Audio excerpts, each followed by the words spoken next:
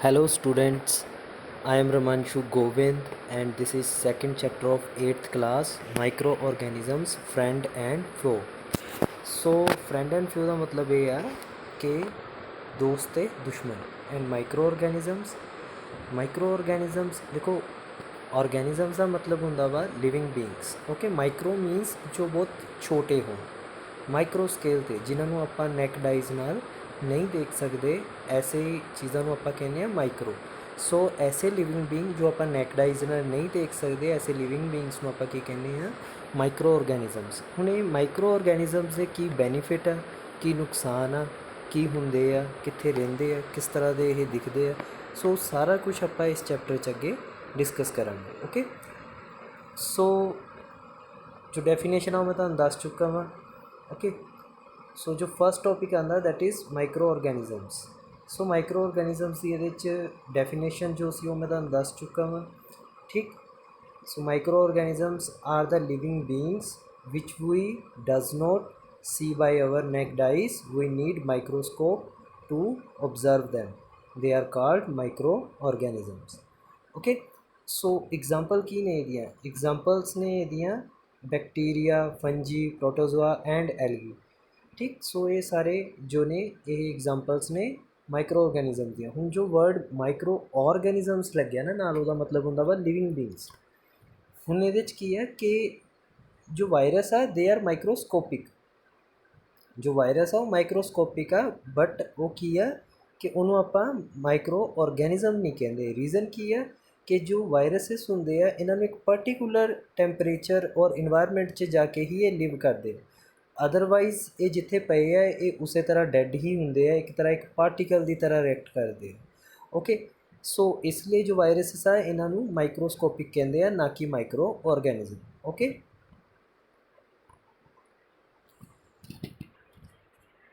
सो देख लो आ कुछ एक शेप्स ने बैक्टीरिया दियाँ। ओके, सो अगर माइक्रोस्कोप के उत्ते तुसी इस छोटे माइक्रो ऑर्गेनिजम्स में देखोगे तो ये कुछ इस तरह के नज़र आती है। ओके, सब शेप्स ने ये एल्गी है एक्चुअली, देख लो किस तरह की नज़र आती है। ठीक, माइक्रोस्कोप और ये बहुत कॉमन ने अमीबा एंड पैरामीशियम, ये माइक्रो ऑर्गेनिजम्स ने जो साफ पानी च रहिंदे, इन्हों प्रोटोजोआ कहते हैं collectively. Okay, so after that fungi देख लो जो किस तरह की ये शेप होंगी है।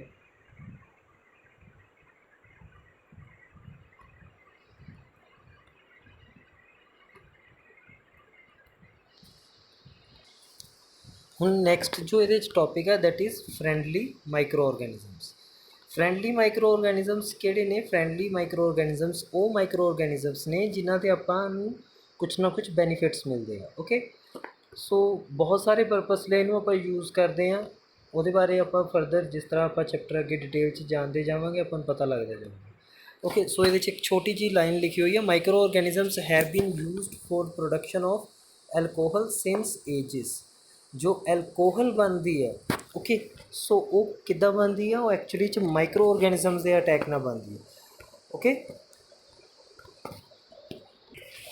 सो ये सारिया चीज़ों जिन्हें माइक्रो ऑर्गेनिज्म के बेनीफिट ने या फ्रेंडली ने वो पॉइंट बना के लिख सकते हो अगर, तो जरूर लिखियो। देखो जिस तरह हम ये फर्स्ट पॉइंट है, they are use in preparation of curd, bread and cake. जो माइक्रो ऑर्गेनिजम्स है ना, इन्हों के ही यूज़ नाल कर्ड, ब्रैड एंड केक बनते हैं जो ये आके रिएक्ट करते हैं इस तरह चीज़ों के उत्ते खाण वालियां ते।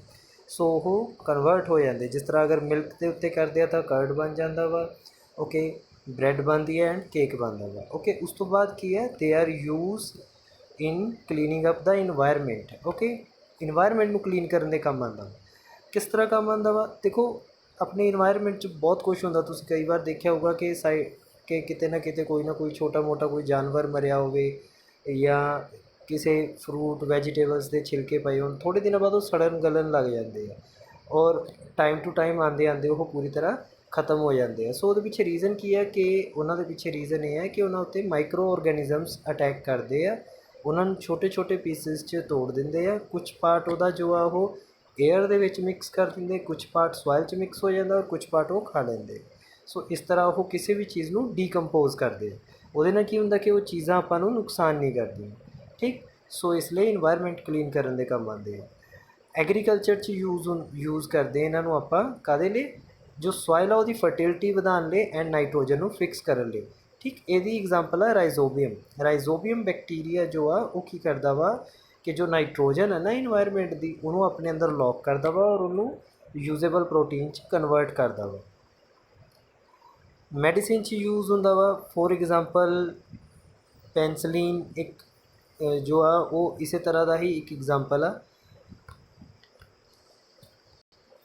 सो नैक्सट एक क्वेश्चन आता है इतने, where do microorganisms live. So microorganisms कितने रेंदे है। ठीक, एक क्वेश्चन आ सकता वा। सो सिंपली है कि इन्ने छोटे किते भी रह सकते हैं। They are live under all type of environment ranging from ice cold climate to hot springs and desert to marshy lands. So किसी भी तरह के इन्वायरमेंट च ये एडजस्ट कर सकते हैं, किते भी रह सकते हैं और कई कई साल तक रह सकते हैं ये। ओके,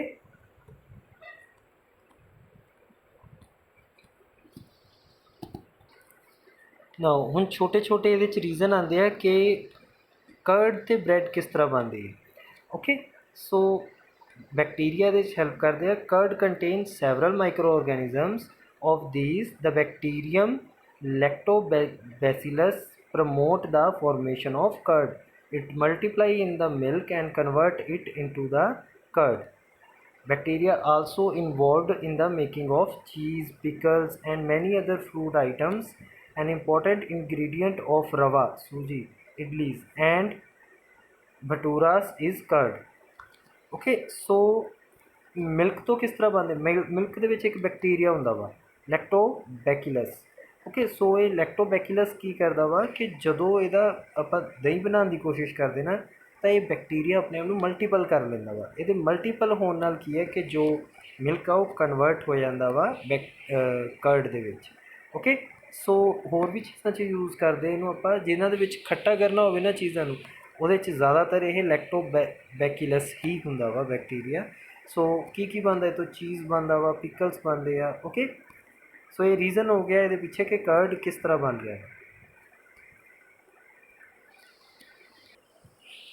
सो नैक्सट अपन ये जानना वा कि ब्रैड किस तरह बनती है। ब्रैड बनाने लिए की करते हैं, ब्रैड बनाने लिए मैदा या आटा बना के ना वो यीस्ट पा देंगे।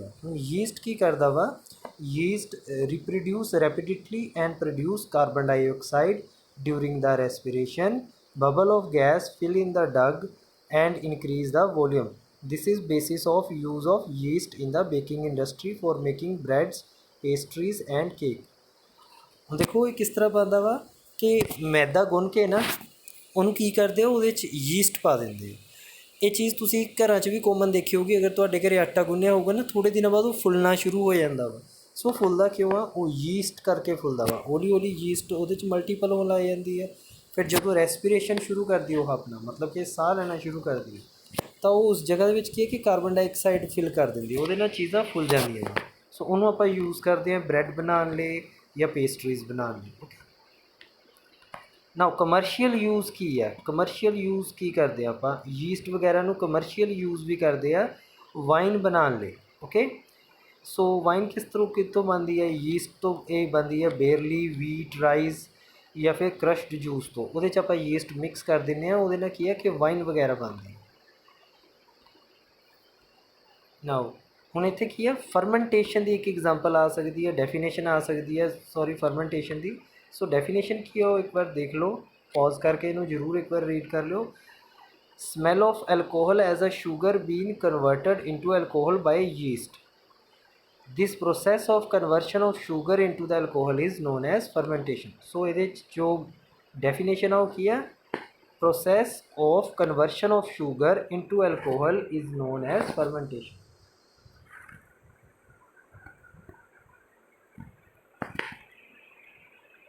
सो आह वाली लाइन सिर्फ, the process of conversion of sugar into alcohol is known as fermentation. So who is the person who discovered fermentation? Louis Pasteur, who discovered fermentation in 1857। So 1857 कुछ और भी होया इसकी, ये मैंने जरूर दस्यो कमेंट दे विच। Now next is medical use of micro ਆਰਗੈਨਿਜ਼ਮਸ। ਹੁਣ ਮੈਡੀਕਲ ਯੂਜ਼ ਕੀ ਹੁੰਦੇ ਆ ਕਿ ਹਸਪੀਟਲਸ ਵਗੈਰਾ 'ਚ ਮੈਡੀਸਿਨ 'ਚ ਕਿਸ ਤਰ੍ਹਾਂ ਇਹਨਾਂ ਨੂੰ ਯੂਜ਼ ਕਰਦੇ ਆ। ਓਕੇ, ਸੋ ਦੇਖੋ ਕੀ ਲਿਖਿਆ, whenever you fall ill the doctor may give you some antibiotic tablets, capsules ਔਰ injection such as of penicillin. ਦੇਖੋ ਪੈਨਸਲਿਨ ਦੇ ਇੰਜੈਕਸ਼ਨ ਲੱਗਦੇ ਆ ਅਗਰ ਕਦੀ ਬੁਖਾਰ ਹੋਵੇ ਜਾਂ ਇਨਫੈਕਸ਼ਨ ਹੋਇਆ ਹੋਵੇ ਨਾ ਥੋੜ੍ਹਾ ਬਹੁਤਾ, ਉਹਦੇ 'ਚ ਪੈਨਸਲਿਨ ਦਾ ਹੀ ਇੰਜੈਕਸ਼ਨ ਲਗਾਉਂਦੇ ਆ। So the source of these medicines is microorganisms. These medicines kill or stop the growth of disease causing microorganisms. Such medicines are called antibiotics. ਹੁਣ ਕਿਸ ਤਰ੍ਹਾਂ ਦੀ ਮੈਡੀਸਿਨ ਨੂੰ ਆਪਾਂ ਐਂਟੀਬਾਇਓਟਿਕ ਕਹਿੰਦੇ ਆ, ਜੋ ਕੀ ਕਰਦੀ ਹੈ, medicines kill or stop the growth of disease causing microorganisms. ਜੋ ਮੈਡੀਸਿਨ ਕੀ ਕਰਦੀ ਹੈ ਕਿ ਜੋ ਡਿਸੀਜ਼ ਕੋਜ਼ਿੰਗ ਮਾਈਕਰੋ ਆਰਗੈਨਿਜ਼ਮਸ ਹੈ ਨਾ ਉਹਨਾਂ ਨੂੰ ਸਟੋਪ ਕਰਦੀ ਹੈ ਜਾਂ ਕਿਲ ਕਰ ਦੇਵੇ, ਉਹਨੂੰ ਆਪਾਂ ਕਹਿੰਦੇ ਆ ਐਂਟੀਬਾਇਓਟਿਕ। सो आ कुछ एक जो bacteria based and fungi based medicines ने उन्होंने नाम लिखे हुए हैं, एक बार देख लो, streptomycin, tetracycline and erythromycin. So ये कुछ एक एंटीबायोटिक्स ने। Okay, so next microorganisms की है वैक्सीन। सो वैक्सीन की होंगी है, वैक्सीन वो मैडिसिन होंगी है, होंगी तो मैडिसिन ही है। ये की करती है, ये अपनी बॉडी के की करती है, एक मैमरी फिक्स कर देंगी कि अगर ये बीमारी आई तो ये किस तरह फाइट करना वा। ठीक, सो ये एक तरह की एंटीबॉडीज़ प्रोड्यूस करती है थोड़ी बॉडी च। वो की होंगे कि जो बीमारी आती है तो वो बीमारी को ख़त्म कर देंगी है। फॉर एग्जाम्पल ये बहुत सारिया ने, जिस तरह चिकन पॉक्स वगैरह, ट्यूबरकुलोसिस एंड सब तो जो कॉमन आ वो पोलियो। पोलियो की जो पल्स पोलियो की जो ड्रॉप्स पिलाते ना, एक्चुअली जो थोड़ी बॉडी के करता वा वो थोड़ी बॉडी एंटीबॉडीज़ प्रोड्यूस करता वा कि नैक्सट टाइम अगर पोलियो की कोई भी डिसीज़ थोड़े अंदर आता वा तो थोड़ी बॉडी अपने आप उन्होंने ख़त्म कर देंगी है। सो ये वैक्सीनेशन की तरह काम करती है। हूँ देखो जिस तरह हूँ इस टाइम वायरस चल रहा वा, okay, corona virus. So any how कि ये इलाज लिए कुछ ना कुछ मैडिसिन जरूर बनूगी, बट वो ये भी वैक्सीन बनूगी। वो वैक्सीन की करूँगी कि वो जो दी जाऊगी तो नैक्सट टाइम जो ये कोरोना वायरस अपनी बॉडी च एंटर करूँगा तो अपन कोई मैडिसिन खाने की जरूरत नहीं, अपनी बॉडी ऑटोमैटिकली ये लड़ूगी। सो ऐसी वैक्सीन भी बनूगी, पर सब तो पहला तो यदा इलाज बनूगा, यदि मैडिसिन बनूगी, उस तो बाद वैक्सीन बनूगी। Okay, next topic is increase soil fertility. So ਉਹਦੇ की है, some bacteria and blue green algae are able to fix nitrogen from the atmosphere to enrich the soil with nitrogen and increase its fertility. These microbes are commonly called biological nitrogen fixer. So definition होगी, what are biological nitrogen fixer? Biological ਦਾ मतलब ਹੁੰਦਾ ਵਾ, bio ਦਾ मतलब ਹੁੰਦਾ कोई living things ਨਾਲ related। सो biological nitrogen fixer ਕਿਹੜੇ ਨੇ, ऐसे जिंदा जागदे कौन ने जो नाइट्रोजन को फिक्स करते हैं। So these are bacterias and blue green algaes which are able to fix the nitrogen from the atmosphere to enrich the soil with the nitrogen and increase its fertility. These microbes are commonly called biological nitrogen fixer. So ये definition जरूर करनी है, question आ सकता है ये related. So a nitrogen fixing blue green algae कुछ इस तरह की नज़र आती है।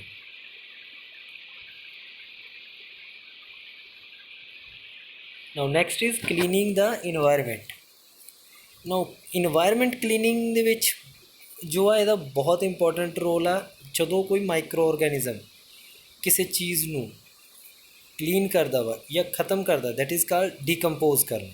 कोई चीज़ अगर पई ख़त्म हो रही है ना, कोई जिस तरह प्लांट्स हो गए सड़े गले या वैजीटेबल्स हो गए दे छिलके हो गए या कुछ भी हो गया, थोड़े दिनों बाद जो ख़त्म हो जाते हैं उन्होंने कहते डिकम्पोज होना।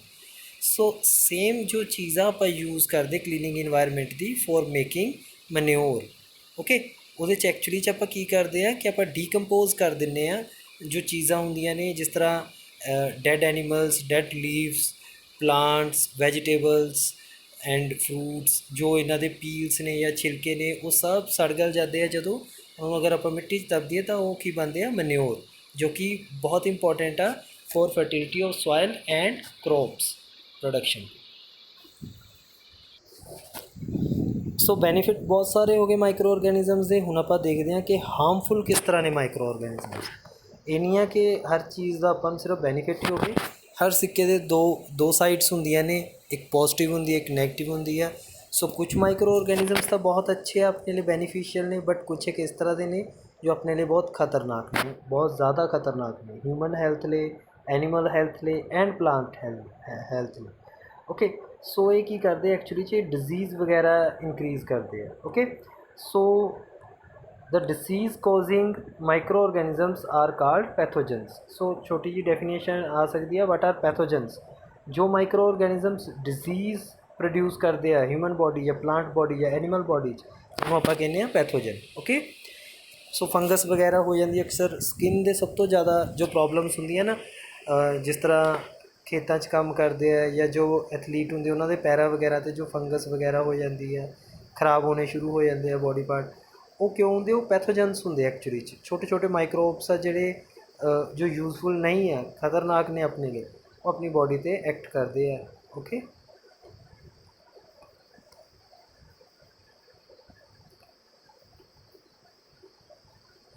ਨਾਓ ਨੈਕਸਟ ਇਹਦੇ 'ਚ ਇੱਕ ਡੈਫੀਨੇਸ਼ਨ ਆ communicable diseases. Microbial disease, definition ਜ਼ਰੂਰ ਕਰ ਲਿਓ। The microbial disease that can spread from infected person to healthy person through air, water, food or physical contact are called communicable disease. So ਇਸ time ਜੋ corona ਵਾ, that is also a communicable disease. So ਇਹ ਵੀ ਇਹਨਾਂ ਸਾਰੀਆਂ ਚੀਜ਼ਾਂ ਦੇ ਨਾਲ ਕਿਸੇ ਵੀ ਤਰ੍ਹਾਂ ਦੇ ਕੰਟੈਕਟ ਨਾਲ ਕੀ ਹੈ ਕਿ ਸਪਰੈਡ ਹੋ ਰਿਹਾ ਵਾ, through air, water, food or physical contact. ਕਿਸੇ ਵੀ ਤਰ੍ਹਾਂ ਦਾ ਜਦੋਂ ਇਹਨਾਂ 'ਚੋਂ ਕੁਛ ਵੀ ਹੁੰਦਾ ਵਾ ਤਾਂ ਐਕਚੁਅਲੀ 'ਚ ਕਰੋਨਾ ਵੀ ਇੱਕ ਵਾਇਰਸ ਆ, but it is a communicable disease. Communicable ਦਾ ਮਤਲਬ ਹੁੰਦਾ ਵਾ ਜੋ ਕਿਸੇ ਕੰਟੈਕਟ 'ਚ ਆ ਜਾਵੇ ਅਤੇ ਉਹਦੇ ਨਾਲ ਦੂਸਰਾ ਵੀ ਇਨਫੈਕਟਡ ਹੋ ਜਾਵੇ, ਉਹਨੂੰ ਆਪਾਂ ਕਹਿੰਦੇ ਕਮਿਊਨੀਕੇਬਲ ਡਿਸੀਜ਼। ਸੋ ਇੱਕ ਵਾਰ ਪੌਜ਼ ਕਰਕੇ ਇਸ ਡੈਫੀਨੇਸ਼ਨ ਨੂੰ ਜ਼ਰੂਰ ਦੇਖ ਲੈਣਾ।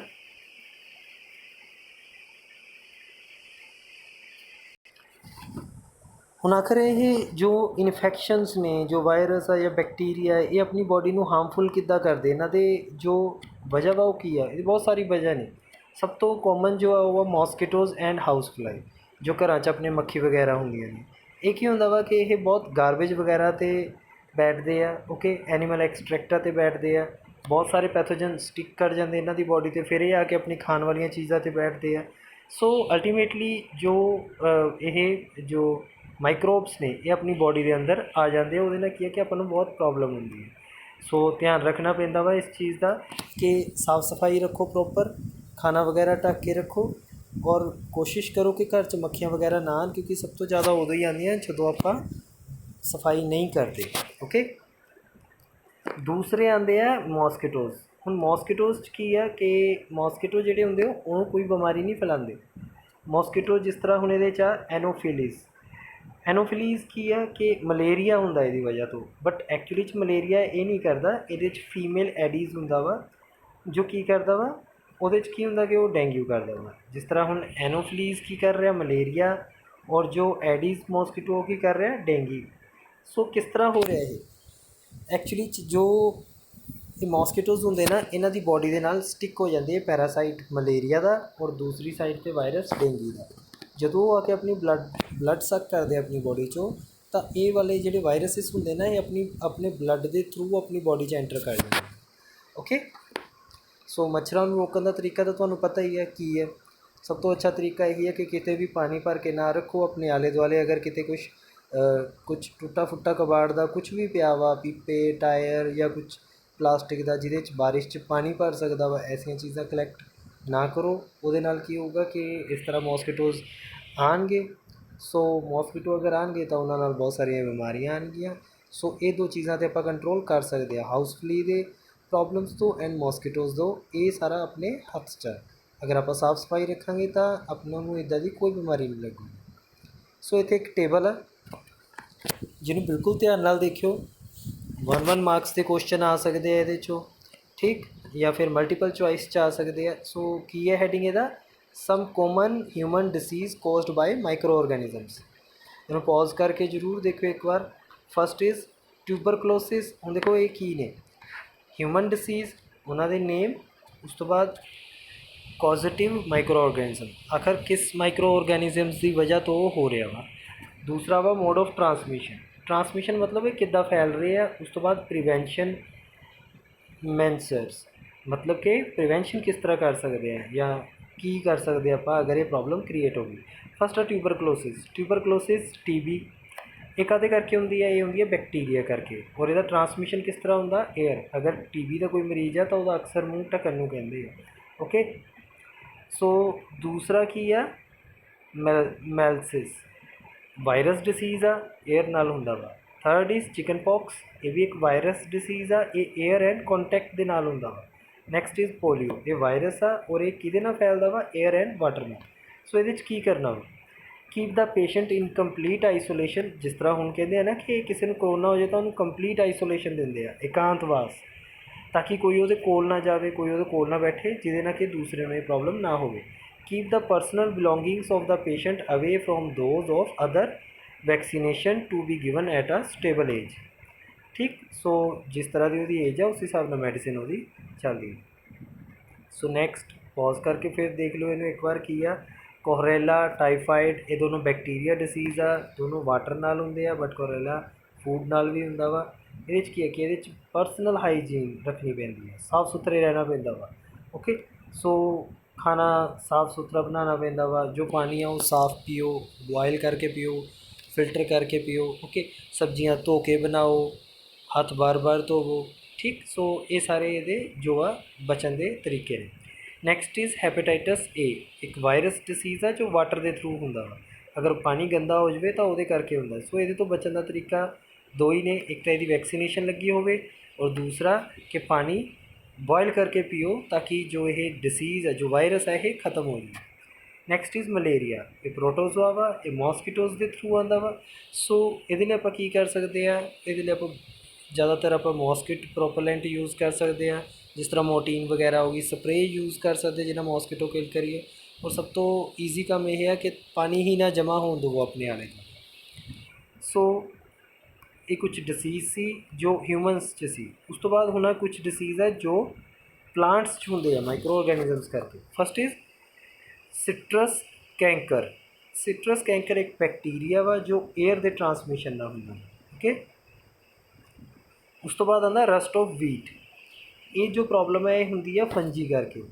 ਇਹਦੀ ਵੀ ਮੋਡ ਕੀ ਹੈ, air and seed. Next is yellow vein mosaic of bhindi ਜਾਂ ਓਕਰਾ, ਇਹ ਵੀ ਵਾਇਰਸ ਕਰਕੇ ਹੁੰਦਾ ਔਰ ਇਹ ਇਨਸੈਕਟ ਦੇ ਥਰੂ ਆਉਂਦਾ। ਦੇਖੋ ਜੋ ਕ੍ਰੌਪਸ ਨੇ ਇਹਨਾਂ ਦੇ ਵਿੱਚ ਜੋ ਬਿਮਾਰੀ ਆਊਗੀ ਉਹ ਦੋ ਹੀ ਤਰੀਕਿਆਂ ਨਾਲ ਆ ਸਕਦੀ ਆ, ਜਾਂ ਤਾਂ ਕਿ ਸੀਡ ਖਰਾਬ ਹੋਵੇ ਜਾਂ ਏਅਰ ਨਾਲ, ਅਤੇ ਜਾਂ ਫਿਰ ਇਨਸੈਕਟ ਅਗਰ ਲੈ ਕੇ ਆ ਰਹੇ ਪ੍ਰੋਬਲਮਸ। ਹੁਣ ਅਗਰ ਆਪਾਂ ਖ਼ਰਾਬ ਖਾਣਾ ਖਾਂਦੇ ਹਾਂ ਤਾਂ ਉਹਦੇ ਨਾਲ ਕੀ ਹੁੰਦਾ ਵਾ ਕਿ ਆਪਾਂ ਨੂੰ ਬੋਡੀ 'ਚ ਜੋ ਪ੍ਰੋਬਲਮ ਆਉਂਦੀ ਹੈ ਉਹ ਖ਼ਰਾਬ ਖਾਣੇ ਕਰਕੇ ਜੋ ਪ੍ਰੋਬਲਮ ਆਉਂਦੀ ਉਹਨੂੰ ਆਪਾਂ ਕਹਿੰਦੇ ਹਾਂ ਫੂਡ ਪੁਆਇਜ਼ਨਿੰਗ, ਕਿਉਂਕਿ ਫੂਡ ਇੱਕ ਤਰ੍ਹਾਂ ਪੁਆਇਜ਼ਨ ਬਣ ਜਾਂਦਾ ਆਪਣੇ ਲਈ। ਠੀਕ, ਨਾਓ ਨੈਕਸਟ ਹੁਣ ਕੀ ਹੈ ਕਿ ਇੰਨੇ ਸਾਰੀ ਬੈਕਟੀਰੀਆਜ਼ ਦੀ ਪ੍ਰੋਬਲਮਸ ਨੇ, ਬਹੁਤ ਕੁਛ ਆ। ਸੋ ਆਖਰ ਫੂਡ ਨੂੰ ਕਿਸ ਤਰ੍ਹਾਂ ਪ੍ਰੀਵੈਂਟ ਕਰ ਸਕਦੇ ਹਾਂ ਆਪਾਂ, ਫੂਡ ਪ੍ਰੀਵੈਂਸ਼ਨ ਮਤਲਬ ਕਿ ਫੂਡ ਨੂੰ ਕਿਸ ਤਰ੍ਹਾਂ ਬਚਾਉਣਾ ਵਾ ਇਹਨਾਂ ਚੀਜ਼ਾਂ 'ਚ। ਓਕੇ, ਸੋ ਬਹੁਤ ਸਾਰੇ ਮੈਥਡ ਆ। ਸਭ ਤੋਂ ਪਹਿਲਾਂ ਇਹ 'ਚ ਇੱਕ ਮੈਥਡ ਆਉਂਦਾ ਵਾ ਕੈਮੀਕਲ ਮੈਥਡ। ਕੈਮੀਕਲ ਮੈਥਡ 'ਚ ਕੀ ਹੈ, ਤਾਂ salt and edible oil are common chemical generally use for check the growth of micro organisms, therefore they are called ਪ੍ਰੀਜ਼ਰਵੇਟਿਵਸ। ਦੇਖੋ ਜ਼ਿਆਦਾਤਰ ਚੀਜ਼ਾਂ ਨੂੰ ਬਚਾਉਣ ਲਈ ਆਪਾਂ ਕੀ ਕਰਦੇ, ਅਗਰ ਘਰਾਂ 'ਚ ਵੀ ਦੇਖ ਲਓ ਪਿਕਲ ਆ, ਐਕਚੁਅਲੀ 'ਚ ਪਿਕਲ 'ਚ ਤੁਸੀਂ ਪਿਕਲ ਨੂੰ ਜ਼ਿਆਦਾ ਦੇਰ ਜਾਂ ਅਚਾਰ ਨੂੰ ਜ਼ਿਆਦਾ ਦੇਰ ਰੱਖਣ ਲਈ ਕੀ ਕਰਦੇ ਹੋ, ਆਇਲ 'ਚ ਪਾ ਕੇ ਰੱਖ ਦਿਓ। ਤਲੀਆਂ ਹੋਈਆਂ ਚੀਜ਼ਾਂ ਛੇਤੀ ਖਰਾਬ ਨਹੀਂ ਹੁੰਦੀਆਂ। Okay, so salt and oil ਜਿਨ੍ਹਾਂ ਕਰਕੇ ਫੂਡ ਬਚਦਾ ਵਾ, ਦੇ ਆਰ ਕਾਲਡ ਪ੍ਰੀਜ਼ਰਵੇਟਿਵਸ। ਓਕੇ, ਸੋ ਜ਼ਿਆਦਾਤਰ ਆਪਾਂ ਚੀਜ਼ਾਂ 'ਚ ਕੀ ਕਰਦੇ ਹਾਂ, ਸਾਲਟ ਜਾਂ ਫਿਰ ਐਸਿਡ ਨੂੰ ਵੀ ਯੂਜ਼ ਕਰਦੇ ਹਾਂ ਪਿਕਲ ਨੂੰ ਪ੍ਰੀਵੈਂਟ ਕਰਨ ਲਈ from the attack of microbes. Sodium benzoate and sodium metabisulfite are common preservatives. These are also used in the jams and squashes to check their spoilage. Prevention by the common salt, जो ਘਰਾਂ 'ਚ ਆਪਾਂ ਖਾਣ ਵਾਲਾ ਨਮਕ ਹੈ ਇਹਦੇ ਨਾਲ ਕਿਸ ਤਰ੍ਹਾਂ ਚੀਜ਼ਾਂ ਨੂੰ ਬਚਾਉਂਦੇ ਹਾਂ। ਸੋ common salt has been used to prevention of meat and fish for ages. ਦੇਖੋ ਜੋ ਚਿਕਨ ਵਗੈਰਾ ਜਾਂ ਮੀਟ ਵਗੈਰਾ ਹੁੰਦਾ ਨਾ, ਜੋ ਹੋਟਲ ਵਗੈਰਾ ਵੱਡੇ ਵੱਡੇ ਹੁੰਦੇ ਉਹ ਇਕੱਠਾ ਇੱਕ ਵਾਰ ਬਲਕ 'ਚ ਲੋਟ ਮੰਗਵਾਉਂਦੇ ਇਹਨਾਂ ਚੀਜ਼ਾਂ ਦਾ, ਫਿਸ਼ਿਜ਼ ਹੋ ਗਈਆਂ, ਚਿਕਨ ਹੋ ਗਿਆ ਜਾਂ ਕੁਛ ਵੀ ਇਸ ਤਰ੍ਹਾਂ ਦਾ। ਸੋ ਉਹ ਜੋ ਮੀਟ ਆ ਉਹ ਐਕਚੁਅਲੀ ਜਗ੍ਹਾ ਰੱਖੋਗੇ ਤਾਂ ਮਾਈਕਰੋਬ ਉਹਦੇ 'ਤੇ ਅਟੈਕ ਕਰਨਗੇ, ਉਹ ਖਤਮ ਹੋ ਜਾਣਗੇ। ਸੋ ਉਹਨੂੰ ਬਚਾਉਣ ਲਈ ਦੋ ਤਰੀਕੇ ਯੂਜ਼ ਕਰਦੇ ਆ, ਉਹਨੂੰ ਨਮਕ ਲਗਾ ਕੇ ਉਹਨੂੰ ਡੀਪ ਫਰੀਜ਼ਰ 'ਚ ਰੱਖ ਦਿੰਦੇ ਆ। ਉਹਦੇ ਨਾਲ ਕੀ ਆ ਕਿ ਉਹ ਕਾਫੀ ਟਾਈਮ ਤੱਕ ਬਚੇ ਰਹਿੰਦੇ ਆ ਔਰ ਉਹਦੇ ਨਾਲ ਮਾਈਕਰੋ ਔਰਗੈਨਿਜ਼ਮ ਅਟੈਕ ਤੋਂ ਬਚ ਜਾਂਦਾ ਵਾ ਔਰ ਚੀਜ਼ ਫਰੈਸ਼ ਰਹਿੰਦੀ ਹੈ ਕਾਫੀ ਟਾਈਮ ਤੱਕ। Okay, next is prevention by sugar. ਹੁਣ ਜੋ ਜੈਮ, ਜੈਲੀਜ਼ ਐਂਡ ਸਕੁਐਸ਼ਿਸ ਨੇ ਇਹ ਪ੍ਰੀਜ਼ਰਵਡ ਕਿਸ ਤਰ੍ਹਾਂ ਹੁੰਦੀਆਂ? Bye sugar. ਮੁਰੱਬੇ ਦੇਖੇ ਹੋਣਗੇ ਤੁਸੀਂ ਔਲਿਆਂ ਦੇ ਜਾਂ ਸੇਬ ਦੇ ਜਾਂ ਗਾਜਰਾਂ ਦੇ, ਇਹ ਸਾਰੇ ਕਿਸ ਤਰ੍ਹਾਂ ਬਚਦੇ ਆ? ਮੁਰੱਬੇ ਬਹੁਤ ਬਹੁਤ ਟਾਈਮ ਪਏ ਰਹਿੰਦੇ ਆ, ਸਾਲ ਸਾਲ 2-2 ਸਾਲ। ਸੋ ਉਹਨਾਂ 'ਚ ਚਾਸ਼ਨੀ ਪਾਈ ਹੁੰਦੀ, ਇਸ ਲਈ ਉਹ ਬਚ ਜਾਂਦੇ ਆ। ਓਕੇ, ਸੋ ਜੋ ਸ਼ੂਗਰ ਆ ਉਹਨੂੰ ਯੂਜ਼ ਕਰਦੇ ਆ as a preservatives. Prevention by oil and vinegar. So oil and vinegar 'ਚ ਕੀ ਹੈ ਕਿ ਇਹਨਾਂ 'ਚ ਬੈਕਟੀਰੀਆ ਕਦੀ ਲਿਵ ਨਹੀਂ ਕਰ ਸਕਦੇ। ਸੋ ਜ਼ਿਆਦਾਤਰ ਚੀਜ਼ਾਂ ਨੂੰ ਆਪਾਂ ਬਚਾਉਣ ਲਈ ਕੀ ਕਰਦੇ ਹਾਂ ਕਿ ਆਇਲ ਜਾਂ ਫਿਰ ਉਹਨੂੰ ਵਿਨੇਗਰ 'ਚ ਰੱਖਦੇ ਹਾਂ। ਜਿਸ ਤਰ੍ਹਾਂ ਵਿਨੇਗਰ ਦੇ ਵਿੱਚ ਆਪਾਂ ਚੀਜ਼ਾਂ ਬਣਾਉਂਦੇ ਹਾਂ, ਸੈਲਡ ਵਗੈਰਾ ਨੂੰ ਵਿਨੇਗਰ 'ਚ ਰੱਖ ਦਿੰਦੇ ਤਾਂ ਖ਼ਰਾਬ ਨਾ ਹੋਵੇ। ਸੋ ਹੋਰ ਵੀ ਬਹੁਤ ਕੁਛ ਨੇ ਯੂਜ਼ ਕਰਦੇ ਆਪਾਂ ਜਿਹਦੇ 'ਚ ਆਇਲ ਐਂਡ ਵਿਨੇਗਰ ਨੂੰ। Heat and cold treatment. ਹੁਣ ਹੀਟ ਐਂਡ ਕੋਲਡ ਟਰੀਟਮੈਂਟ 'ਚ ਕੀ ਆ ਕਿ ਇੱਕ ਵਾਰ ਇਹਦੇ 'ਚ ਚੀਜ਼ ਨੂੰ ਗਰਮ ਕਰਦੇ ਆ ਔਰ ਨਾਲੋਂ ਨਾਲ ਠੰਡਾ ਕਰਦੇ ਆ, ਉਹਦੇ ਨਾਲ ਜੋ ਮਾਈਕਰੋ ਔਰਗੈਨਿਜ਼ਮਸ ਅਟੈਕ ਹੁੰਦੇ ਆ ਉਹ ਖ਼ਤਮ ਹੋ ਜਾਂਦੇ ਆ। ਸੋ ਇਸ ਤਰ੍ਹਾਂ ਦੀ ਜੋ ਤਰੀਕਾ ਵਾ ਇਹਨੂੰ ਆਪਾਂ ਕੀ ਕਹਿੰਦੇ ਆ? ਇਹਨੂੰ ਕਹਿੰਦੇ ਆ ਆਪਾਂ ਪੋਸਚਰਾਈਜ਼ੇਸ਼ਨ। ਸੋ ਇਹ ਜੋ ਮੈਥਡ ਹੈ ਯੂਜ਼ ਹੁੰਦਾ ਵਾ ਕਾਹਦੇ 'ਚ? ਡੈਰੀ ਬਿਜਨਸ 'ਚ। ਓਕੇ, ਸੋ ਜੋ ਡੈਰੀ ਇੰਡਸਟਰੀਜ਼ ਆ ਜਿਨ੍ਹਾਂ 'ਚ ਮਿਲਕ ਵਗੈਰਾ ਬਣਦਾ ਵਾ, ਸੋ ਇੰਨਾ ਸਾਰਾ ਬਲਕ 'ਚ ਜੋ ਮਿਲਕ ਪ੍ਰੋਡਿਊਸ ਹੁੰਦਾ ਵਾ ਉਹਨੂੰ ਕਿਸ ਤਰ੍ਹਾਂ ਬਚਾਉਂਦੇ ਆ? ਸੋ ਉਹ ਪੋਸਚਰਾਈਜ਼ਡ ਕਰਦੇ ਆ ਮਿਲਕ ਨੂੰ। ਪੈਕਟ ਦੇ ਉੱਤੇ ਵੀ ਕਦੇ ਵੀ ਪੜ੍ਹਿਓ ਮਿਲਕ ਦਾ, ਅਗਰ ਤੁਸੀਂ ਬਾਜ਼ਾਰੋਂ ਪੈਕਟ ਲੈ ਕੇ ਆਓਗੇ ਨਾ ਤਾਂ ਉਹਦੇ 'ਤੇ ਲਿਖਿਆ ਹੋਊਗਾ ਪੋਸਚਰਾਈਜ਼ਡ ਮਿਲਕ। ਉਹਦਾ ਮਤਲਬ ਕੀ ਹੈ ਕਿ ਉਹਨੂੰ ਬਚਾ ਕੇ ਰੱਖਿਆ ਗਿਆ ਵਾ ਮਾਈਕਰੋ ਔਰਗੈਨਿਜ਼ਮ ਦੇ ਅਟੈਕ ਤੋਂ। ਸੋ ਇਹਦੇ 'ਚ ਕੀ ਕਰਦੇ ਐਕਚੁਅਲੀ 'ਚ ਕੁਐਸਚਨ ਆ ਸਕਦਾ ਵਾ, what is pasteurization or how the pasteurization is done? So pasteurized milk can be consumed without boiling as it is free from the harmful microbes. These milk ਪਹਿਲਾਂ ਹੁਣ ਇਹਦੇ 'ਚ ਕੀ ਕਰਦੇ ਆ? ਮਿਲਕ ਨੂੰ ਹੀਟ ਕਰਦੇ ਆ 70 ਡਿਗਰੀ ਸੈਲਸੀਅਸ 'ਤੇ for 15 to 30 seconds ਔਰ ਉਸ ਤੋਂ ਬਾਅਦ ਉਹਨੂੰ ਕੀ ਕਰਦੇ ਆ? ਸਡਨਲੀ ਚਿਲਡ ਐਂਡ ਸਟੋਰ ਕਰ ਲੈਂਦੇ ਆ, ਬਿਲਕੁਲ ਉਹਦਾ ਟੈਂਪਰੇਚਰ ਡਾਊਨ ਕਰਾ ਦਿੰਦੇ ਆ, ਫਿਰ ਉਹਨੂੰ ਸਟੋਰ ਕਰ ਲੈਂਦੇ ਆ। ਉਹਦੇ ਨਾਲ ਕੀ ਹੁੰਦਾ ਵਾ ਕਿ ਕੁਛ ਮਾਈਕਰੋਬਸ ਜੋ ਨੇ ਉਹ ਬਹੁਤ ਬੋਇਲ ਹੋਣ ਦੇ ਉੱਤੇ ਖਤਮ ਹੋ ਜਾਂਦੇ ਔਰ ਕੁਛ ਜਦੋਂ ਟੈਂਪਰੇਚਰ ਬਹੁਤ ਡਾਊਨ ਹੋ ਜਾਂਦਾ ਉਦੋਂ ਖਤਮ ਹੋ ਜਾਂਦੇ ਆ। ਇਹ ਪ੍ਰੋਸੈਸ ਵੀ ਜੋ ਸੀ ਇਹ ਡਿਸਕਵਰ ਕੀਤਾ ਗਿਆ ਸੀ ਲੂਇਸ ਪਾਸਚਰ ਨਾਲ। So that process is called pasteurization. So storage and packing. ਹੁਣ ਅੱਜ ਕੱਲ੍ਹ ਸਾਰੀਆਂ ਚੀਜ਼ਾਂ ਪੈਕਟ ਵਾਲੀਆਂ ਆਉਂਦੀਆਂ, ਤੁਸੀਂ ਲੇਜ਼ ਚਿਪਸ ਖਾਂਦੇ ਹੋ, ਇਸੇ ਤਰ੍ਹਾਂ ਕੋਲਡ ਡਰਿੰਕ ਵਗੈਰਾ ਯੂਜ਼ ਕਰਦੇ ਹੋ। ਸੋ ਜੋ ਪੈਕਟ ਵਾਲੀਆਂ ਸੀਲਡ ਚੀਜ਼ਾਂ ਨੇ ਨਾ ਇਹਨਾਂ ਨੂੰ ਏਅਰ ਟਾਈਟ ਸੀਲ ਕਰਦੇ ਆ ਤਾਂ ਕਿ ਇਹਨਾਂ ਵਿੱਚ ਅਟੈਕ ਹੋਏ ਨਾ ਮਾਈਕਰੋ ਔਰਗੈਨਿਜ਼ਮਸ ਦਾ। ਓਕੇ, ਸੋ ਇਹ ਵੀ ਇੱਕ ਮੈਥਡ ਆ ਪ੍ਰੀਵੈਂਸ਼ਨ ਲਈ food the. So next topic is nitrogen fixation. So bacteria use ਹੁੰਦਾ ਇਹਦੇ 'ਚ, ਮੈਂ ਆਲਰੇਡੀ ਦੱਸ ਚੁੱਕਾ ਵਾਂ, ਇੱਕ ਵਾਰ ਦੇਖ ਲਿਓ ਇਹਨੂੰ ਪੌਜ਼ ਕਰਕੇ।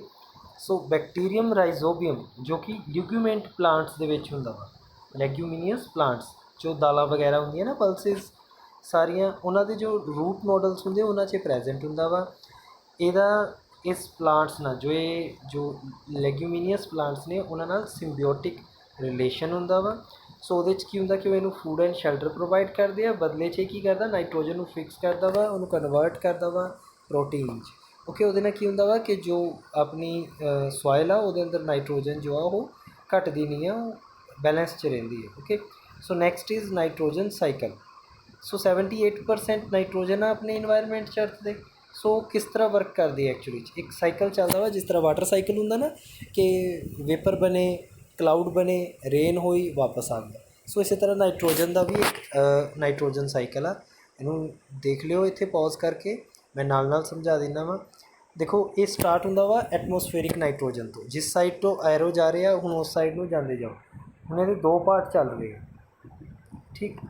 ਫਸਟ ਜੋ ਪਾਰਟ ਚੱਲ ਰਿਹਾ ਵਾ ਉਹਨੂੰ ਵੀ ਸਮਝੋ ਔਰ ਸੈਕਿੰਡ ਨੂੰ ਵੀ। ਪਹਿਲਾਂ ਆਪਾਂ ਗੱਲ ਕਰਦੇ ਹਾਂ ਬਾਹਰ ਵਾਲੇ ਸਾਈਕਲ ਦੀ। ਐਟਮੋਸਫੇਅਰ 'ਚ ਨਾਈਟ੍ਰੋਜਨ ਹੈ 78%। ਉਹਦੇ ਨਾਲ ਕੀ ਹੋਇਆ ਕਿ nitrogen fixing bacteria and blue green algae fix atmospheric nitrogen. So ਸਭ ਤੋਂ ਪਹਿਲੇ ਪਾਰਟ 'ਚ ਕੀ ਹੋਇਆ ਕਿ ਬੈਕਟੀਰੀਆ ਨੇ ਐਂਡ ਬਲੂ ਗ੍ਰੀਨ ਜੋ ਐਲਗੀ ਆ ਜਿਨ੍ਹਾਂ ਨੂੰ ਆਪਾਂ ਕਿਹਾ ਸੀ ਬਾਇਓਲੋਜੀਕਲ ਨਾਈਟ੍ਰੋਜਨ ਫਿਕਸਰ, ਉਹਨਾਂ ਨੇ ਇਹਨੂੰ ਫਿਕਸ ਕਰਤਾ। Bacteria in turn fix nitrogen into nitrogenous compound. ਪਹਿਲਾਂ ਨਾਈਟ੍ਰੋਜਨ ਨੂੰ ਫਿਕਸ ਕੀਤਾ, ਫਿਰ ਨਾਈਟ੍ਰੋਜਨ ਦੇ ਉਹਨਾਂ ਨੇ ਕੰਪਾਊਂਡ ਬਣਾਏ। ਕੰਪਾਊਂਡ ਬਣਾਉਣ ਤੋਂ ਬਾਅਦ ਕੀ ਹੈ, compound of nitrogen in soil, ਹੁਣ ਸੋਇਲ 'ਚ ਚਲੇ ਗਏ ਜੋ ਕੰਪਾਊਂਡ ਸੀ। ਉਸ ਤੋਂ ਬਾਅਦ ਕੀ ਹੋਇਆ, bacteria turn that compounds of nitrogen into gaseous nitrogen. ਜਦ ਸੋਇਲ 'ਚ ਕੰਪਾਊਂਡ ਬਣ ਗਏ ਉਸ ਤੋਂ ਬਾਅਦ ਕੁਝ ਬੈਕਟੀਰੀਆ ਇਹਨੂੰ ਦੁਬਾਰਾ ਕਨਵਰਟ ਕਰ ਦਿੰਦੇ ਆ ਕੰਪਾਊਂਡਸ ਨੂੰ ਨਾਈਟ੍ਰੋਜਨ ਗੈਸ ਨੂੰ, ਗੈਸ 'ਚ, ਔਰ ਗੈਸ ਕਿੱਥੇ ਚਲੇਗੀ, ਐਟਮੋਸਫੇਅਰ 'ਚ। ਹੁਣ ਦੂਸਰਾ ਸਾਈਕਲ ਦੇਖੋ, ਦੂਸਰੇ ਸਾਈਕਲ 'ਚ ਕੀ ਹੈ ਕਿ ਜਦੋਂ ਆਕਾਸ਼ 'ਚ ਬਿਜਲੀ ਗੜਕਦੀ ਹੈ ਨਾ, ਜਦੋਂ ਬਾਰਿਸ਼ ਆਉਣ ਵਾਲੀ ਹੁੰਦੀ ਹੈ, ਜੋ ਥੰਡਰ ਲਾਈਟਨਿੰਗ ਵਗੈਰਾ ਹੁੰਦੀ ਹੈ, ਸੋ ਉਹਦੇ 'ਚ ਕੀ ਹੁੰਦਾ, ਲਾਈਟਨਿੰਗ ਫਿਕਸ ਕਰਦੀ ਹੈ ਨਾਈਟ੍ਰੋਜਨ ਨੂੰ। ਜੋ ਲਾਈਟਨਿੰਗ ਹੁੰਦੀ ਨਾ, ਨਾਈਟ੍ਰੋਜਨ 'ਚੋਂ ਟੁੱਟ ਜਾਂਦੀ ਹੈ, ਗੈਸੀਅਸ ਸਟੇਟ ਤੋਂ ਥੋੜ੍ਹੀ ਦੇਰ ਲਈ ਲਿਕੁਇਡ ਸਟੇਟ 'ਚ ਆ ਕੇ ਜ਼ਮੀਨ ਉੱਤੇ ਆ ਜਾਂਦੀ ਹੈ, ਔਰ ਉਹਦੇ ਨਾਲ ਕੀ ਹੁੰਦਾ ਵਾ ਕਿ ਕੰਪਾਊਂਡ ਬਣ ਜਾਂਦੇ ਆ ਨਾਈਟ੍ਰੋਜਨ ਦੇ ਇਨ ਸੋਇਲ। ਹੁਣ ਕੀ ਹੋਇਆ ਕਿ ਜੋ ਕੰਪਾਊਂਡ ਵਾਲਾ ਪਾਰਟ ਆ, ਇਹਦੇ 'ਚ ਕੀ ਹੋਇਆ ਕਿ ਪਲਾਂਟਸ ਨੇ ਲੈ ਲਿਆ ਇਹਦੇ 'ਚੋਂ, ਪਲਾਂਟਸ ਨੂੰ ਐਨੀਮਲ ਨੇ ਈਟ ਕਰ ਲਿਆ, ਐਨੀਮਲ ਨੇ ਈਟ ਕਰਨ ਤੋਂ ਬਾਅਦ ਜੋ ਵੇਸਟ ਆਈ ਉਹਨਾਂ ਦੀ, ਠੀਕ, ਜਾਂ ਉਹ ਡੈਡ ਹੋ ਗਏ, ਸੋ ਉਹਨਾਂ 'ਚੋਂ ਜੋ ਨਾਈਟ੍ਰੋਜਨ ਸੀ ਉਹ ਦੁਬਾਰਾ ਆ ਗਈ ਸੋਇਲ 'ਚ, ਔਰ ਸੋਇਲ ਤੋਂ ਇਹ ਸਰਕਲ ਦੁਬਾਰਾ ਆ ਗਿਆ ਇੱਥੇ ਵਾਪਸ ਕਿ ਬੈਕਟੀਰੀਆ ਨੇ ਫਿਰ ਉਸ ਕੰਪਾਊਂਡ ਨੂੰ ਨਾਈਟ੍ਰੋਜੀਅਸ ਗੈਸ 'ਚ ਕਨਵਰਟ ਕਰਤਾ, ਐਂਡ ਫਿਰ ਉਹ ਦੁਬਾਰਾ ਆ ਗਈ ਐਟਮੋਸਫੇਰਿਕ ਨਾਈਟ੍ਰੋਜਨ ਬਣ ਗਈ। Okay, so this is the cycle of nitrogen and this is all about your chapter number 2। So chapter ਇੱਥੇ ਖ਼ਤਮ ਆ, ਠੀਕ। ਕੋਈ ਡਾਊਟ ਹੋਵੇ ਜ਼ਰੂਰ ਮੈਨੂੰ ਪੁੱਛ ਲਿਓ। ਸੋ ਹੋਪ ਤੁਸੀਂ ਬਿਲਕੁਲ ਧਿਆਨ ਨਾਲ ਸੁਣਿਆ ਹੋਊਗਾ ਇਸ ਚੈਪਟਰ ਨੂੰ। Thank you very much for listening me and God bless you.